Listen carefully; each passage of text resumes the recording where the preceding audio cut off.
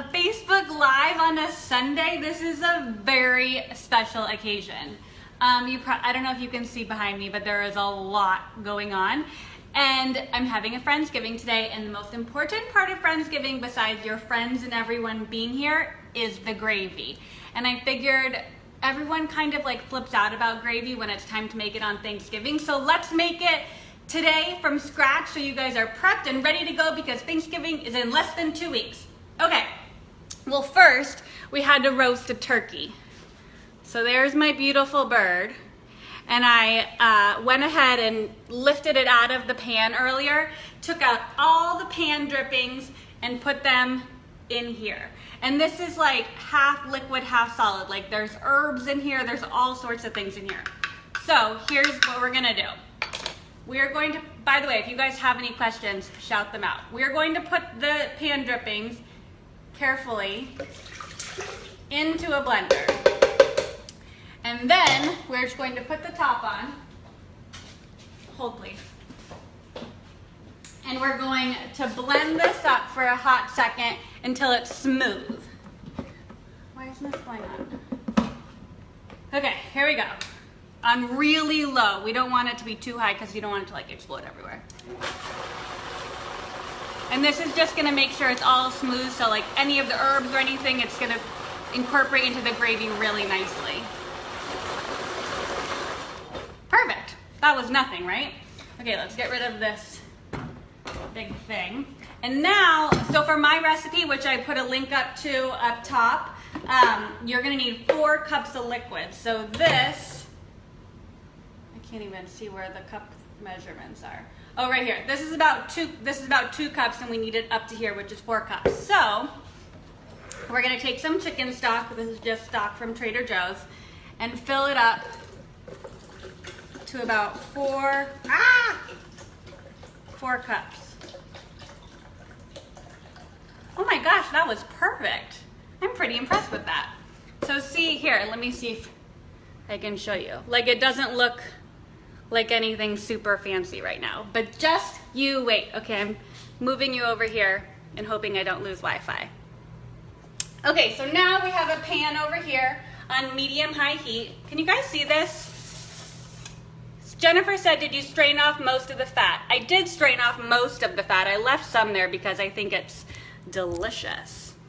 Okay, you can see this. So here, over high heat, we are just going to add some butter, unsalted butter, because you want to be able to salt your gravy as much as you want. You don't want the butter to dictate that. And we're just going to let that melt. Can you see it? Yeah, you can see it. Hi guys, someone's making my ham and cheese pasta tonight. Did you guys see all the nasty comments that people left on that ham and cheese Facebook Live video? I like really got into it with some people. Someone was offended I wasn't wearing my hair up. Does anyone on Food Network wear their hair up? I don't think so. Okay, so we're just swirling this around until the butter is melted. You guys want to see what else I made while we're waiting? Okay. You saw my bird, then here's the gravy situation happening. Let me turn that down a little bit. I made some peas back there. Those are sauteed green beans, my mascarpone mashed potatoes, mac and cheese, Brussels, stuffing. Over here I made a delicata squash situation, homemade cranberry sauce, and a cheese plate. And there's stuff in the fridge, but I'll show you in a minute. Okay, back to the gravy. So the butter's melted.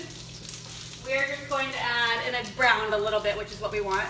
We're gonna add 1/4 cup of flour, and then whisk it all together. This is just called making a roux. We just need to thicken it up a bit. And then to this, we are going to add our 4 cups of turkey drippings and turkey stock. And whisk it the whole time while you're stirring it in so it really smoothly incorporates. You can see all the herbs from my turkey, you guys. It looks so good. By the way, tomorrow on the blog, I'm posting the entire Thanksgiving menu along with the printable PDF. If you want to print it out, it's beautiful. I had it designed. You guys are going to love it. Okay, put it all in. Make sure you get all the stuff out of the blender. And then just whisk it up. And this, we're just going to bring it to a boil, and that's going to thicken it up. And then as soon as it's thick enough, we'll turn it on low heat and wait for all of our guests to arrive. Gravy is my most favorite part of all of Thanksgiving. Okay, let me turn the heat up a little bit. We'll let this do its thing, and we'll answer some questions in the meantime.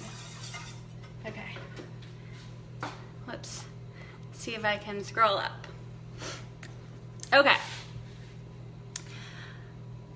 Oh no. Okay, what are we saying? Thomas, you should have read me questions. What are your thoughts on degreasing the gravy, letting it cool, and removing the fat? It's kind of what I did. Like I took all the pan drippings out of my turkey, put them in that measuring cup, and then spooned off some of the like major fat. But I also feel like fat gives things such flavor. It's okay to have a little bit of fat.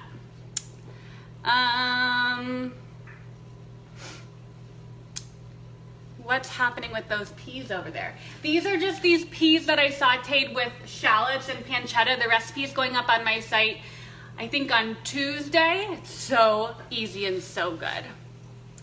Hi from Ann Arbor. My whole family went to University of Michigan. Someone's making carnitas nachos tonight and the ham and cheese pasta on Tuesday. Get it, Kimberly, you're a rock star. Really looking forward to the menu. Colette says her husband puts gravy on everything. I do too. Like literally, it's not worth eating anything unless there's gravy on it. Okay, so just keep stirring it. And here's the thing, if you don't think this is gonna make enough, this will make about 4 cups of gravy. If that's not enough for you, you just can add a little bit more stock and keep going. I feel like this might be the best gravy I've ever made in my life because of the turkey recipe. The turkey recipe I did is this herb roasted turkey. I just put it on the blog last week, and it has this like crazy compound butter with oregano, thyme, parsley, garlic, some other herbs, and you like slather it all over the turkey and you shove it under the skin, and then you stick the cavity full of lemons and extra herbs. I mean, can't go wrong with that. So then all the herbs and the lemons drips into the pan drippings, which means our gravy is going to be extra delicious. What do you do if there aren't a lot of drippings from the bird? You just use stock. So that's why I measured 4 cups total of liquid. Whether you get like a half a cup of drippings, 3 cups of drippings, you just need 4 cups of liquid total. So whether, you know, like I said, you just, whatever your drippings are plus X amount of stocks equal 4 cups. You guys, this is getting thick and delicious. I wish I could show you my whole dinner. My husband thought I should have Facebook Live the entire thing since 7 a.m. this morning, but that would have been 7 hours of Facebook Live, and you guys might have really hated me after that. Plus, at the beginning, I was like running around in my robe, and then I was running around in like, I've had like 5 outfits on today, and I still have to shower and get ready for my meal. Okay, anyways, this is almost done. I'm gonna turn it off. It's so pretty. Let me see if I can show this to you. We're gonna try it.